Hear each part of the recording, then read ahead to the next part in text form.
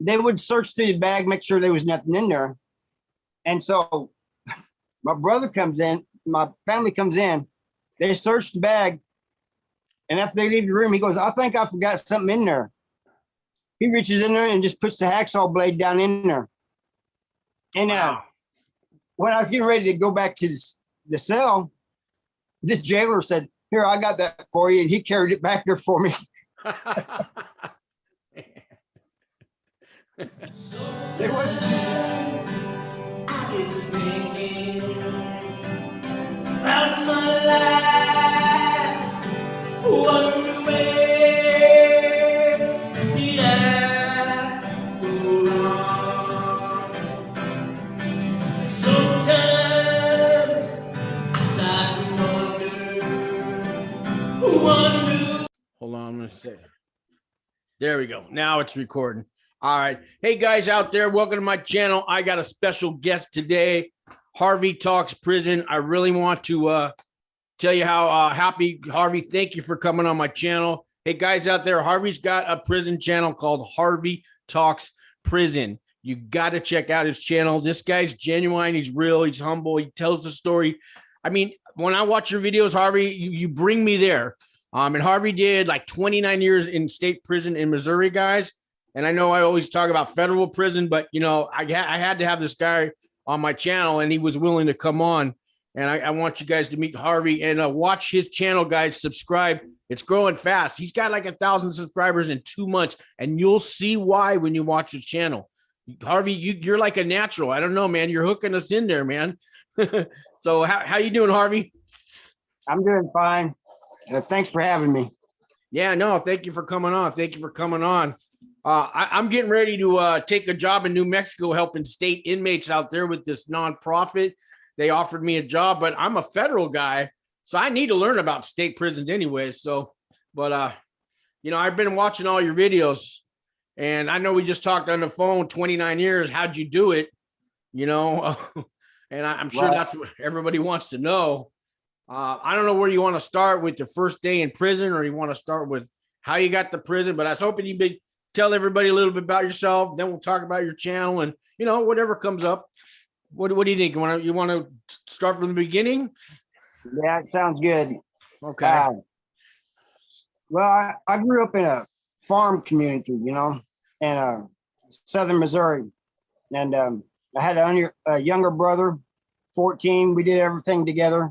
You know, I was just like your typical kid, you know. Yeah. You were 17 and he was 14 at the time? Is that right? Yes. Yeah.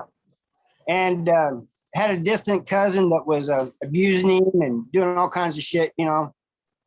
Sorry about that, but it's a prison channel, man. If people don't hear a swear word now and then. All right. So you know, my parents wouldn't listen to me. They didn't believe me, you know, so I didn't have any other options, I felt, you know. Yeah. So I went and killed this guy.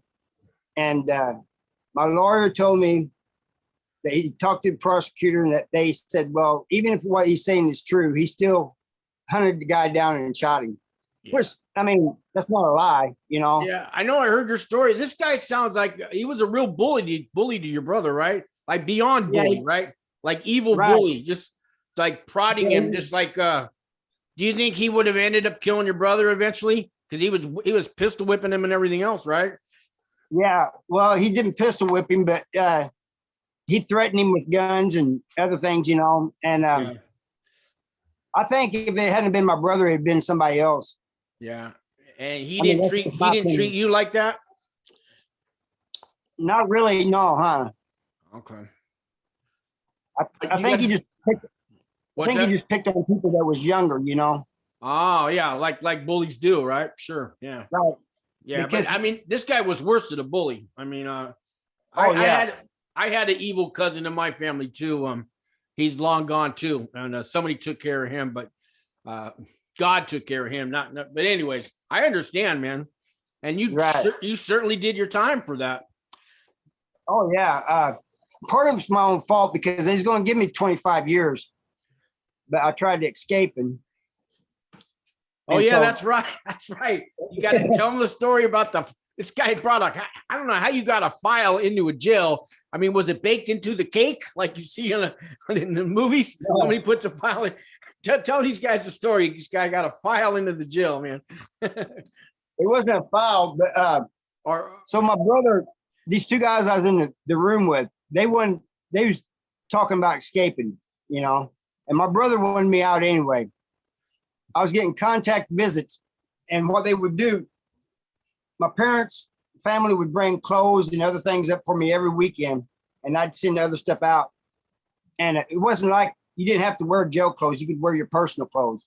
Oh, really? And that must be juvenile jail. Yeah. Right. Well, it wasn't juvenile. It was adult. Really? And it didn't even have a fence around it.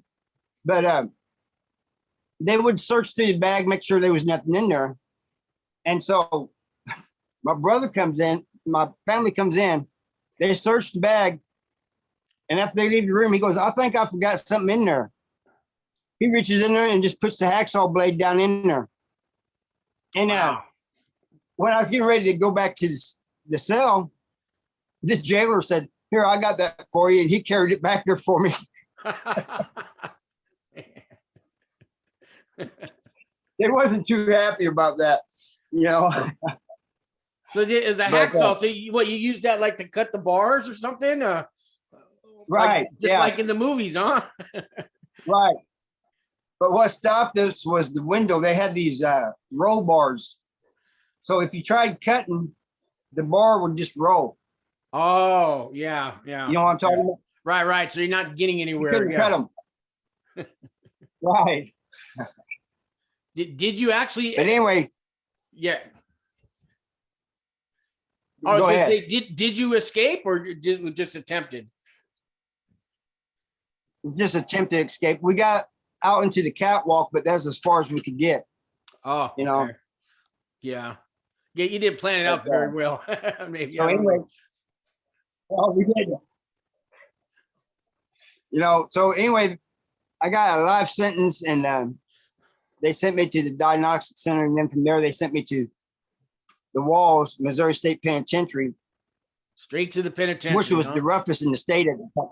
Sure, sure. Straight to and the worst one, you know. And the worst one. And it's your first time, man.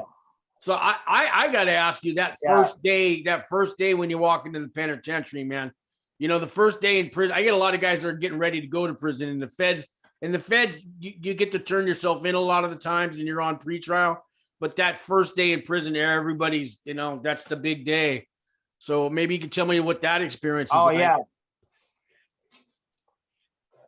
Well, when I go in and they gave me all my stuff, there was like a weird smell. I found out later it was the state soap they made, you know? Yeah, the Bob Barker special. And the whole place smelled like. Yeah. Well, it was the state soap they made at the prison, you know? Oh, they made their own. Yeah. Weird looking soap. Yeah. And but yeah, I was scared to death. I mean, I ain't gonna lie, I was scared, you know. And there's no ACs in that prison. That prison was built in 1834. And there's no ACs, no air conditioning. And they put me on the top walk in the R&O, and so you got a bunch of You don't have to do anything. You're just sitting there and sweating. Yeah, 4 tiers. 4 tiers. So I hear sitting sweating. I heard the state prisons don't really have air conditioning, man. A lot of state prisons are like that, and man, when it's hot, God, that's like sitting in a sweat box, man. Shit. Oh yeah, it was bad, you know. And but yeah, the first mistake I made was when I went to the chow hall. I sat on the wrong side because back then it was kind of segregated. Yeah. The yard was a little bit segregated, but the chow hall really was segregated. And it had blacks on one side and whites on the other. And I sat down on the wrong side, and this black guy comes up and he says, hey, you're sitting in my seat. And he goes, I'm going to give you a piece of friendly advice. Your kind sits over there. And so I went over there looking for a place to sit. Seen 3 guys And they said, hey, you can stay here with us. Our partner went to the hole.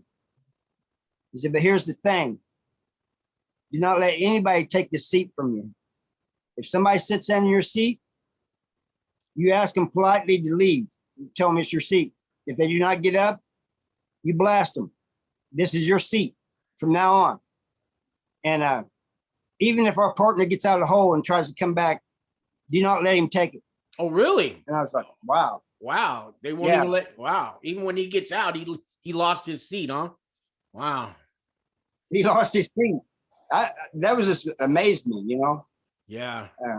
But, I mean, I was at a federal camp, and even in the chow hall, it's blacks and whites and Mexicans, although some people kind of mix, but it's not quite that bad. But, you know, I had guys come up to me. This is our table. We don't really sit here. We know you're new. So go over there. Those 10 tables there are open game. You know what I mean? One day I sat at a table and this guy comes up and he goes, oh, I heard you're from San Francisco. That's a beautiful city. Oh, no. I sat at the wrong table, man. You know what I'm saying?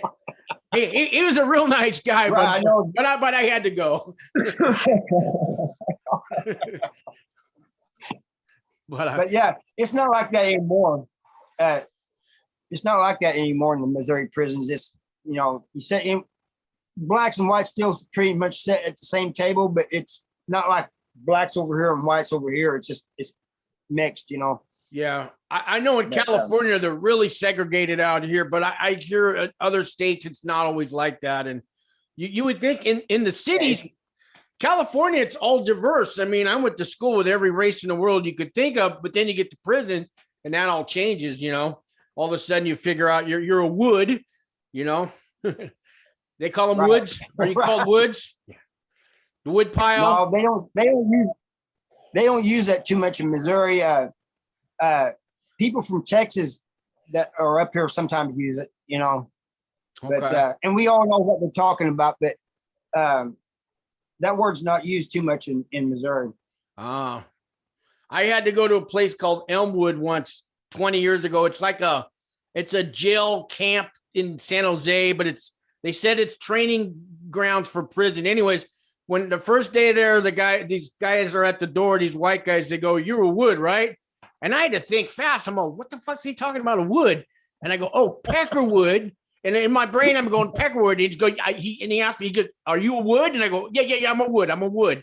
And then I sat at the table with them and I seen a white guy sitting with Chinese and Mexicans. I thought, what's that guy doing over there? And they said, oh, that's driftwood. And then I saw a white guy sitting with the black guys. And I go, what about the white guy with the black guys? And they said, that's firewood.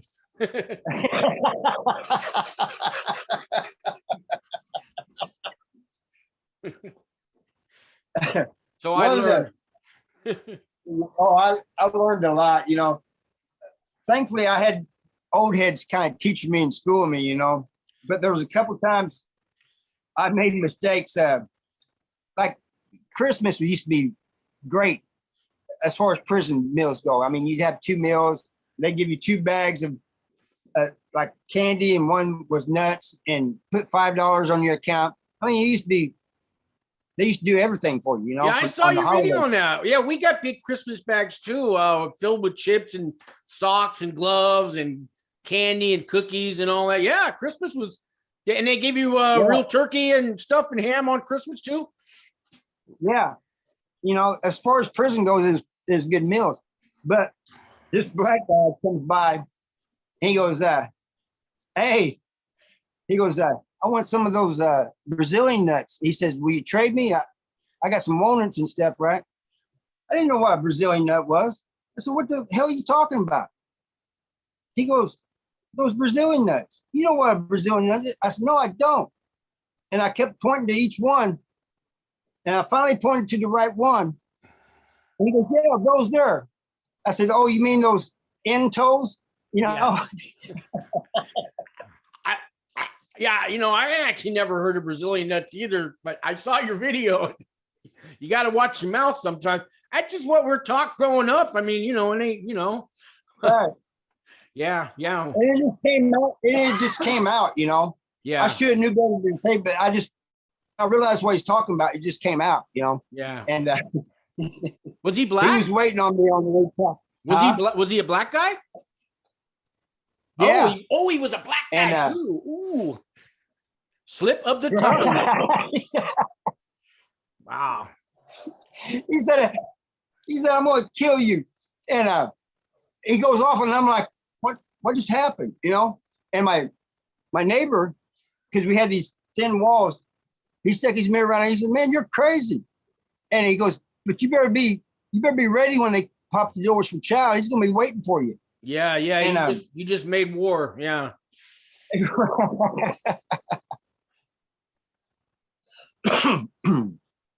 Man. Yeah, that was that.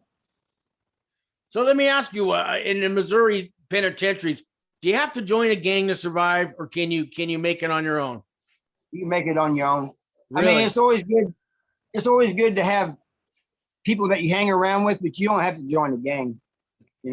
They say that's not true in the federal penitentiaries. If you're on your own, you're not going to last, man.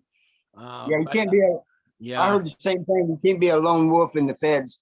Right. Now, I was at the lowers at the camp and stuff, and that's totally different. We don't even have. I mean, there's cars, but they're like, it's not really. There is and there isn't. You know what I mean?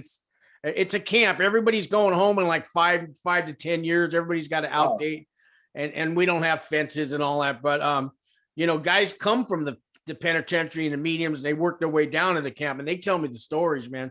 I don't know if I could have. I don't know if I could have made it in the federal penitentiary, man. I really don't know, man. Well, they tried to many different times. I had people try to get me to join their little gangs and stuff, but I wouldn't do it.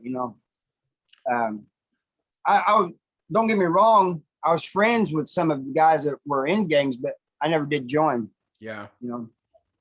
Let me ask you, a life sentence in the feds, I think, is actually 30 years. A life sentence in Missouri, is it 30 years or is it a life sentence? They can let you out anytime. I seen some guys get out after 20 years, some after 23. There's one guy in there now. He's got 34 years in. Okay. Yeah. So I guess there's life without parole and life, but you didn't have without parole, right? You got out early on parole or something else? How'd you get out without doing life? Well, they got 2 life sentences in Missouri: life with the possibility of parole and life without. Okay. I had the life with possibility, and so on my 6th time going up to the parole board, they gave me a date. I went up 6 times. Wow, 6 times. Had you given up on parole? I mean, that's 5 times getting denied. Where was your mindset? Had you just given up on it, or? No, I never did give up on it, but it's one of those things where when you go up for parole, you hope for the best, but you expect the worst. You know what I mean? Right. You don't really want to get your hopes up too much, Yeah. But yeah, like you said, you don't want to give up hope, because I think when you give up hope, it's pretty much your life's over, right? Yeah. Oh yeah, I've seen people go crazy in prison, because their whole mind is set on the outside and the free world, and that's all they think about, and they just lose their minds, Yeah, sure. That could be. I mean, you set yourself up kind of that way, I think. You know what I mean? Right. Hey, I got a little personal question. My last name is Cowgill, and I heard there's a town called Cowgill, Missouri. Have you heard of it? No, but we got some weird names in Missouri. Okay. Apparently I got family there and everything, and I've seen it on the map, and I couldn't tell you where it's near, but I just was wondering if you heard about it. So I don't know. My wife's looking it up now. Oh, okay. Yeah. I think it has like 25,000 people there. So I don't know, some little town, but my dad went and visited. I got to go visit there one day.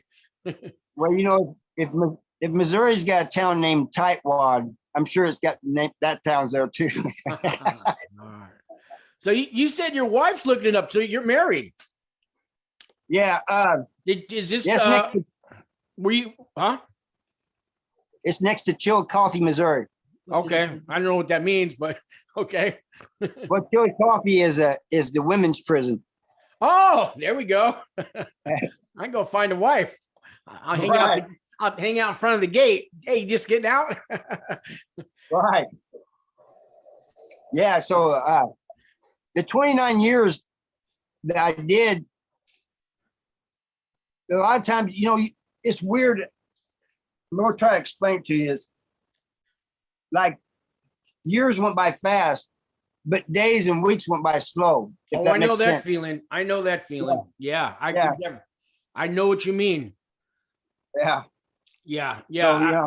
You get used to it. I only did like, you know, a few years, you know, after 2 years, I could, you know, it's going by and I could handle if they gave me 5 more years, I could have done it.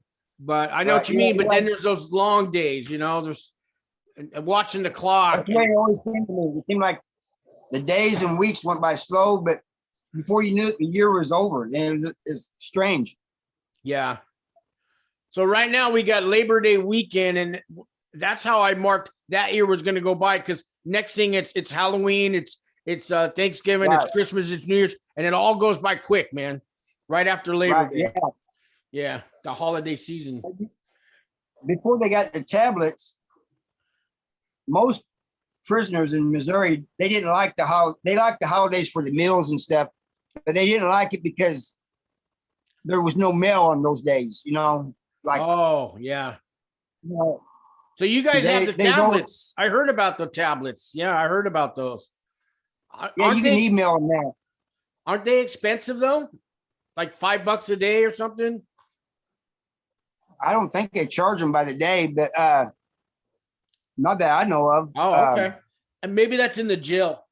We had emails in the feds, but it's 10 cents a minute. That's 10 cents a minute if you want to read your email or type it, it's 10 cents a minute. So you got to type really fast, you know? Wow.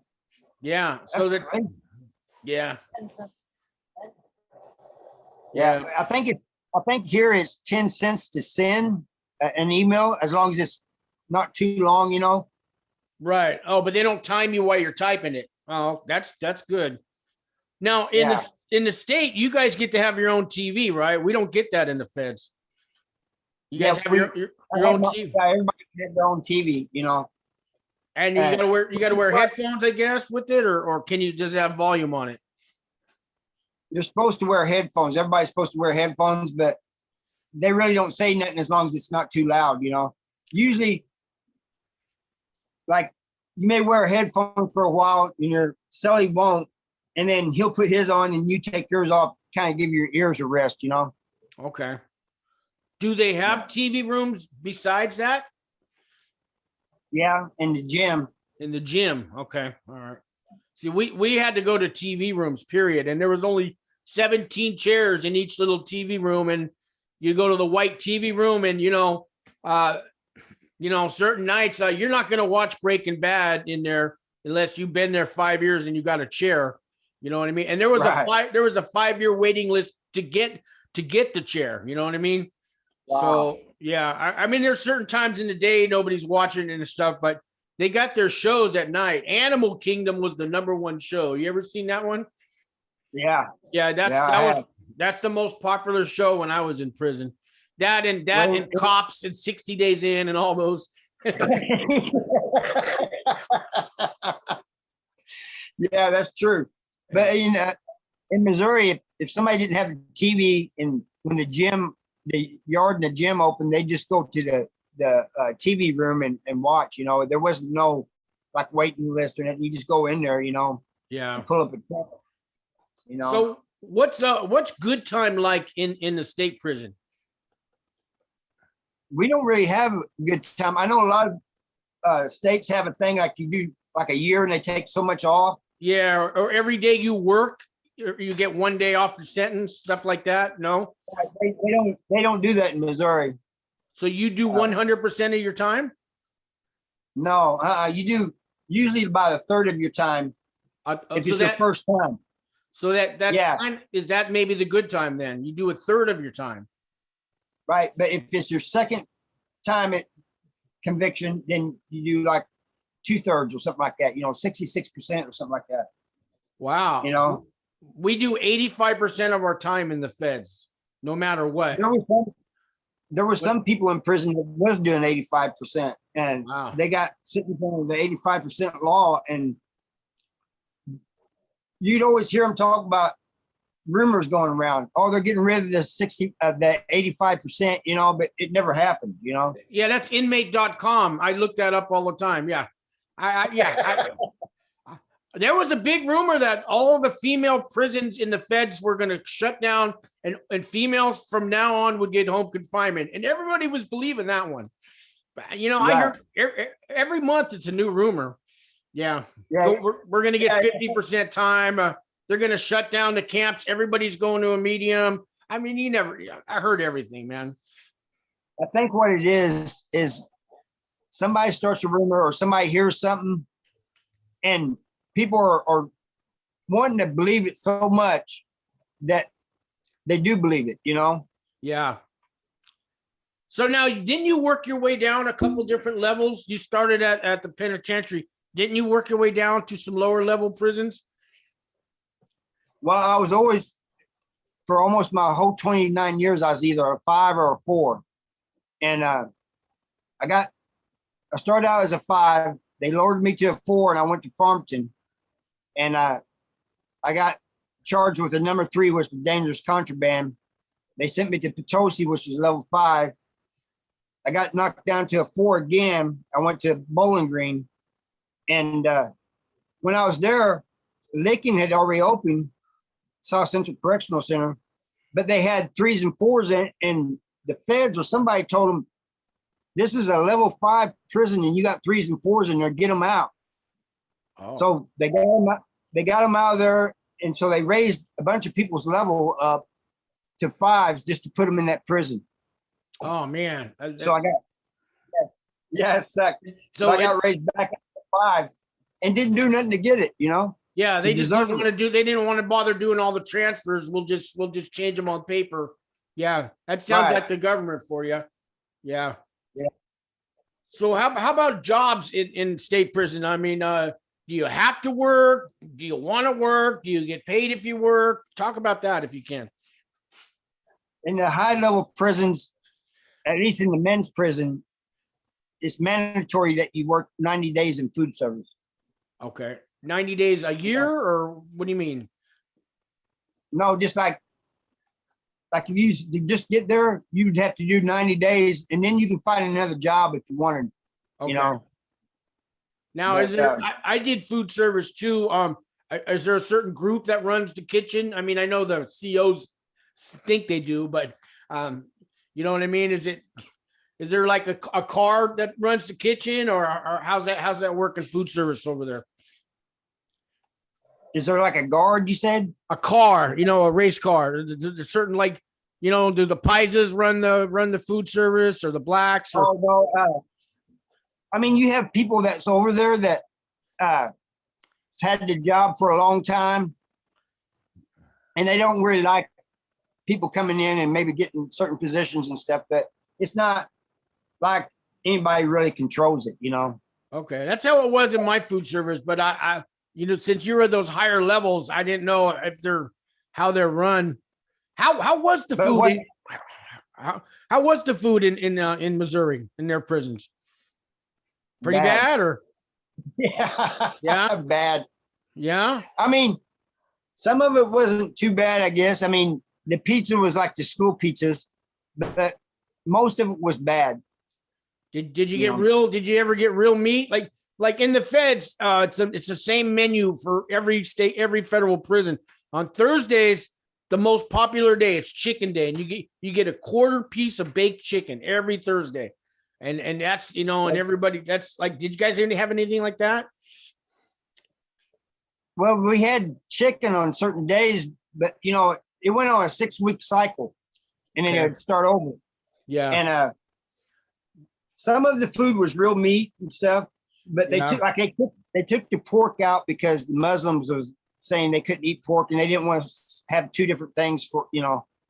And the Jews and the Muslims they didn't want the pork, so they took pork out. They give you for pork, except for on the holidays, they give you pork on holidays, but any other time they give you like turkey ham, you know, which Yeah, that might as well be bologna ham. Yeah. Yeah.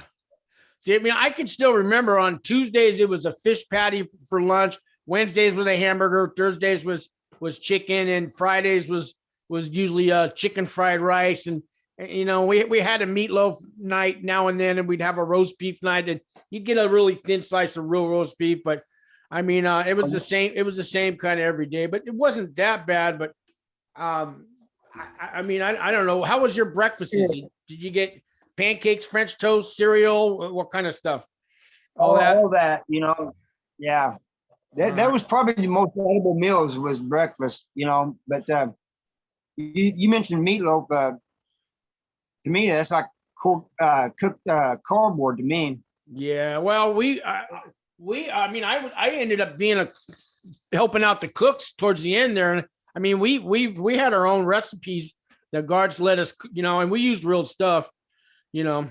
Well, no, this stuff, it was already like pre-sliced and stuff, like it came in and then they just cooked it, you know. It's like yeah. So I was wondering how much one of these cost on your commissary. Can you see this? It's a soup. Ramen noodle. These are 25 cents where I was. 29 when I left, it was 29 cents. When I first got to prison, it was 12 cents. Oh, okay. 12 cents. That's cheap. So at a county jail, the county jail here in San Francisco area, $1.65 for one soup. Can you believe that? That's crazy. $1.65 for one soup, man. Yeah, it's crazy. Yeah. I think I would have to stop eating them. Yeah, right. So are you still on parole? Yeah. Yeah. So how long did they give you for that? They told me they was thinking about letting me off after 5 years. Right. But they don't have to. You know, 5 years will be in November, and I have to go see them again. But they said there's some shuffling going on, so they said they probably won't know anything till January. So it's coming up close, though, right? Yeah. Yeah. I got about a year. I got about a year left on my probation. They gave me 3. So you know, I can't wait till I still got to pee in that damn cup. Did they got you peeing in the cup? I mean, I've done it one time since I've been out. Oh shit. Yeah. My guy shows up all the time. That's what I got in my hand. I mean, I'm sick of peeing in it. For 10 fucking years, I've been peeing in a cup for 10 years, man. 4 years on pre-trial, 3 years in prison, a halfway house, still now, a couple years on probation. It gets old, man. Yeah, I bet it does. Yeah, with me, they just have me send an email every 3 months. Oh, okay. I do a monthly thing online, but he shows up to the house whenever he wants. I got a new guy now that's like a super cop. I don't know. The other guy was nice. Huh? Yeah. This one will too. I mean, he'll just show up and he said, "Oh, I just happen to be in the neighborhood." You know? Sure. Yeah. Hey, tell me, how's your relationship with your brother now? The younger brother that you stood up for and all that. Are you guys close? Well, he 8 months before I got out, he passed away. Oh man, I'm sorry to hear that. Oh, I didn't know that. Yeah. Wow. Did he get to at least come visit you sometimes? Oh yeah, he came to see me all the time. You know. Wow. I didn't know. Yeah, he was real excited about me getting out. You know, so it was just like a shock. You know, when he went. You know, and to me it was. Yeah. You know? I didn't know that. I'm sorry, man. Sorry. Yeah, that's all right. Are your parents still alive? No, they passed while I was in prison too. You know, so what do you got left for family right now? My brother's family. Okay. Your brother. Oh, and I got a cousin that I grew up with that lives on the farm that I grew up with you know. Yeah, no relation to that other cousin though. Oh no, not at all. Okay. Different cousin. All right. Yeah. But he's like a second cousin, first cousin to me. The other one, he was like, I don't know, third or fourth. He's a distant cousin. You know? Yeah, third cousin twice removed. Right. Yeah. Hey, your wife now, did you meet her? Did you get married? Did you meet her after you got out of prison? Well, I kind of knew her before I got out of prison because it was my brother's wife. Oh, that's right. You're from Missouri. I've heard the story. Yeah. I've heard that's how they do. I love it. No, I mean, there's traditions and there's traditions, man. No, right. No. Right.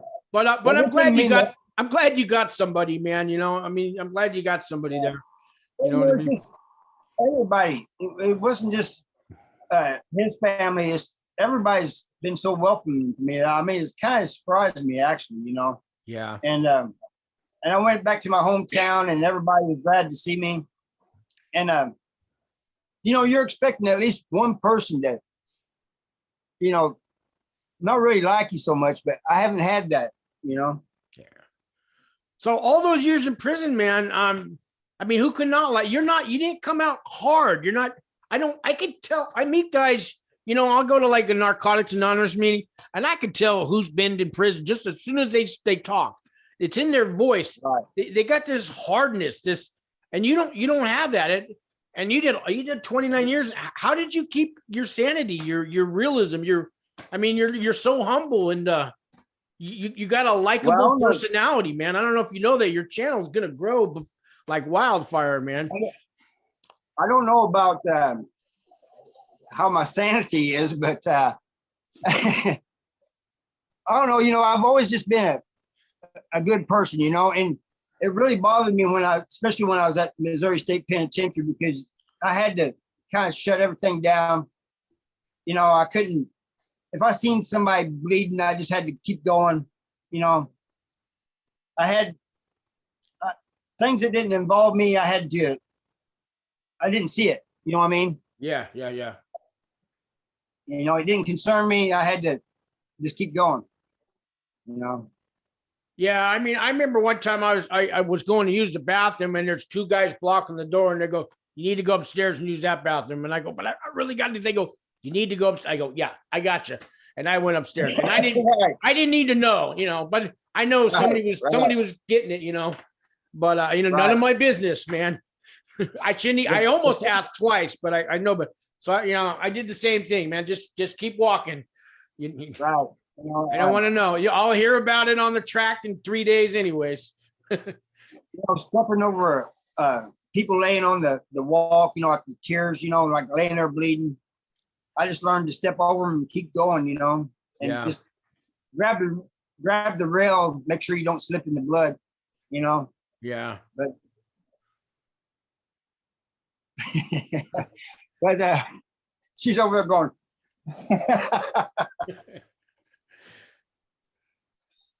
Hey, I wanted to ask you on your intro on your videos that what band is it? That's not from Dog the Bounty Hunter. What band is that's not Ozzy, is it? Who is that? That music you use? I don't know. It's music that was on Filmora. It's just she got it from sample track. I can look it up. She's gonna look it up, but she got it from Filmora where she does her editing. Oh, okay. So you don't know the name of the band, do you? That song sticks in my head, man. It sounds like that Dog the Bounty Hunter intro, man. But I never even thought about that until you said that. But yeah, she's looking it up now. She's gonna find the band. Well, I don't know who's doing your video with the music and the pictures, because I'm all over the place on mine. I keep changing my mind. I don't know if it's you or your wife doing it, but they're doing a good job. You got it timed just perfect. It's like 20 seconds, a couple of pictures of a prison and some people, and then straight to your video. And you're doing a good job. Whoever's doing that. She's doing it because I could never do something like that. Yeah.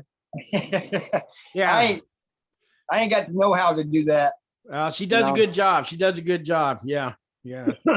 So, you got your 1,000 subscribers now. So, you talking about the Google AdSense. You said you got to sign up for that.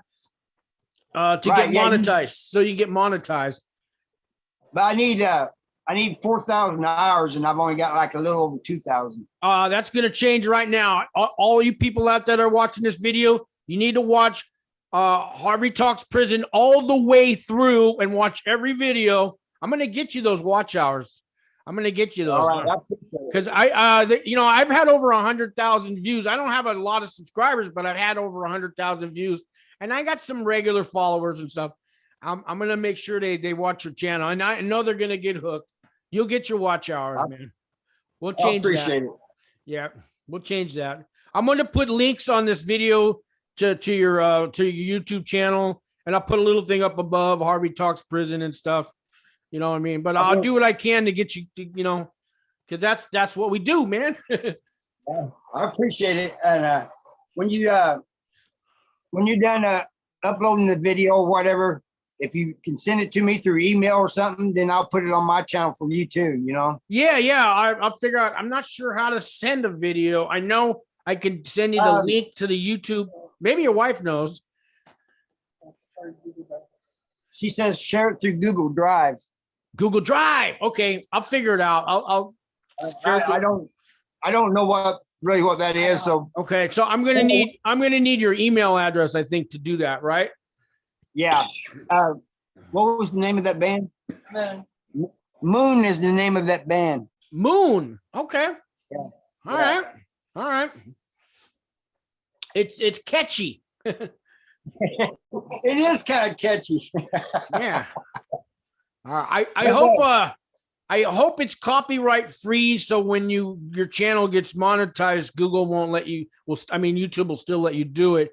If the band doesn't mind, then YouTube doesn't mind. But if you were trying to do, Creedence Clearwater Revival song or something, they'll copyright it. You got to have their permission. I think you'll be all right on that song. Right. Well, it's on some more, which is a thing for editing. They got the music on there for the copyright free. It's a copyright free one. Oh, great. So she knows what she's doing. Yeah, there's websites to get copyright free music and videos and all that. So she's up. She's up on it. I'd already be in trouble. Yeah. Hey, let me ask you: in the state prisons, how's the problem with cell phones? People sneaking them in. There's some, but I don't think it's as bad as the other states are. It's real bad in the feds. It's real bad. I mean, we had about 500 inmates where I was at, and at least 100 had a cell phone, if not more. Yeah. Oh, it's not like that out here. But if they catch you, they send you to the next level, and they take away all your good time, and they give you a shot, and they're always looking. But when I got dropped, finally got a pro date, and I got dropped to a level 1. Finally. I thought I would enjoy it. I thought, I'm going to a level 1, good. I got down there and I hated it. I wanted to go back to the level 5. You know what? See, I hear that. Me going to a camp, guys would work their way down, and they would tell me, they wouldn't talk to me at first, but like after a year, they figure out, they run my paperwork or whatever. They know I'm a good guy, and they'd say, we can't stand it here. You got no structure. You got no prison code. You got snitching everywhere. You got people sitting at other people's tables. No order. Right. You got no shot. The shot callers are a joke here, if that's even a shot caller. And they say we can't. But they said we have to bear it, guys. I'm out in 2 years. I got to do it. But he goes, I can't stand it here. I'd rather be there. And see, I didn't come where he came from. So, and I didn't really have the politics. And, it takes a while for those guys to want to talk to a guy. I was there on a white collar crime. They hate guys like me. They don't want nothing to do with me. But after they see, the guy's a drug addict too, and he's been in trouble. I did both kind of crimes. And I don't know, after they see your character, they'll talk to you, but guys will just ignore people. The guys from the penitentiary would ignore everybody. They hated it there. So I understand that. Right. Well, you had people that would bump into you and then wouldn't apologize. They just keep on going, and they didn't realize they did it. Oh, no. Like when I was at, we had respect. Everybody opens the door for you. We had a lot of doors going in hallways, and you open the door. If the guys, unless the guy's 50 feet away. But if he's 20 feet away, you're going to open the door and you're going to wait that minute for him to walk through it. It's just a courtesy. Did you guys do that kind of thing? Did you guys open doors for each other? Younger guys would hold doors open sometimes for the older guys, you know. Yeah. You know, like, come on through, old head. You know, I got you. But that was just a respect thing. But most time, if they're going through the door, they just let it shut. You know, if there's somebody, unless if somebody was like right behind them, you know. Yeah, yeah. All right. Let's see what else. Now I'm drawing a blank. Something else I wanted to ask you about. What was that? Tell me, did you yeah, I can't think. Anything you want to talk about, Harvey? No, I just want young people that's out here acting a fool to realize that it's not a game. It's not cool. You know, you need to stay out. You're going to be in trouble when you come in, and especially now, South Central Correctional Center. I'm getting phone calls from people, and it's gotten worse. I mean, it's just a mess there because they're low on staff. There's stabbings every day, rapes, you know, all kinds of stuff. It's gotten out of control there, you know. And so if you're in Missouri and you get in trouble and go to prison, that's what you're going to get into, you know. But you know, when I got out, I had a couple young people say, "Oh, you was in prison. That's cool." There's nothing cool about it. Yeah, there was nothing cool about that 29 years. Right. You No, know? I know. To some guys, some kids, you're a hero. I mean, yeah, I get it. I mean, they think it's cool. It's not cool, man. Well, I mean, I kind of understand people appreciating what I went to prison for, but being in prison itself is not cool. Is what I'm trying to say. You know. No, I get you. I get you, man. Yeah, you know, but that's what I want. That's the message I want out there. You know, you just get your act together. You know. Yeah. Think about your decisions. Now, what do you think the average age is in the state prisons in Missouri? It's probably 20s. 20. You know, so it's the youngsters. I mean, I'm in my 50s. Yeah, I'm in my 50s. I went to prison when I was 52. You'd think I would have known better. I should have known better when I was 20. And we got a lot of older guys in the feds. And, you know, we're just knuckleheads, man. You know, we just, you know, I should. I mean, I'm done now. Like I'm done. Like it's always been. Yeah. You are? I learned my lesson now, but I'm 50, you know, I'm 57. I'm a little too late, but you know, I'm not going back. I'm not going back. Good. Yeah. But yeah, it seems like most people come to prison is in their late teens, in their 20s, you know, and it's a different caliber of people than when I first came to prison too, you know. Yeah. They think different, you know. There for a while, they called snitching getting down first. What? You know, because what they meant is they're going to tell on somebody before somebody tells on them. I'm not snitching. I'm just getting down first. That's telling. Yeah. You know? Yeah, it is, man. Yeah. Yeah. Yeah, that's all changed in prison. People are, I mean, snitching's almost a way of life for some of these guys out there, you know. I mean, and then you got people just coming up and hitting people. They don't want to go to PC or let everybody know they're going to PC. So they'll go up and they'll attack somebody in front of a guard and get locked up. And that's how they get off the yard, you know? Yeah. So listen, any advice for my viewers that are getting ready to go to prison, even though they're going to federal prison, but their first week there, you got some advice for them on how to act? Yeah. If they're tested, stand up for themselves, you know, don't back, because that's all it is a test to see how they're going to act. And I don't know how they do it. I'm just going by off the state, how it is in the state. So it might be a little bit different. I don't know. But and respect everybody's, you know, other people and their property, you know. don't pick up somebody's property unless they say you can, Okay. Yeah. How about, can you say some words to the family that's out there while somebody's in prison? You got any advice for the family that's waiting for their loved one to come out of prison? Yeah, it's going to be a hard ride, depending on how much long time it's going to be tough, but, just try to hang in there and stay with them, show them some support and love, because that's what they need. Yeah. And write them letters, right? Oh, letters, accept phone calls, whatever, but they're going to be needing that, Yeah. Trust me, they enjoy that, that means a lot to them. They appreciate it. To me, a letter was worth more than a phone call, more than an email, because I can hold it, man. And I can hold it all, you know what I mean? And I know that they put time and effort into making that for me, writing that for me. Wow.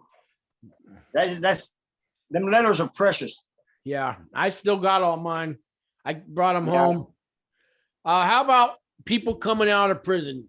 Now you've been out like 4 years, so it doesn't look like you're going back. How'd you do it? Stayed out of trouble. I don't hang around people that were getting in trouble. I do my own thing. I'm in a small community, so there ain't whole lot of stuff going on anyway. But I don't want to be around the drugs and any of that. So give up your old running buddies and your, that kind of, don't go back to that. Don't go back to your old gangster buddies and friends, right? Right, exactly. I still have friends I grew up with, but I'm just not around them. Yeah. Love them from a distance, right? Right. Yeah. You stay way over there.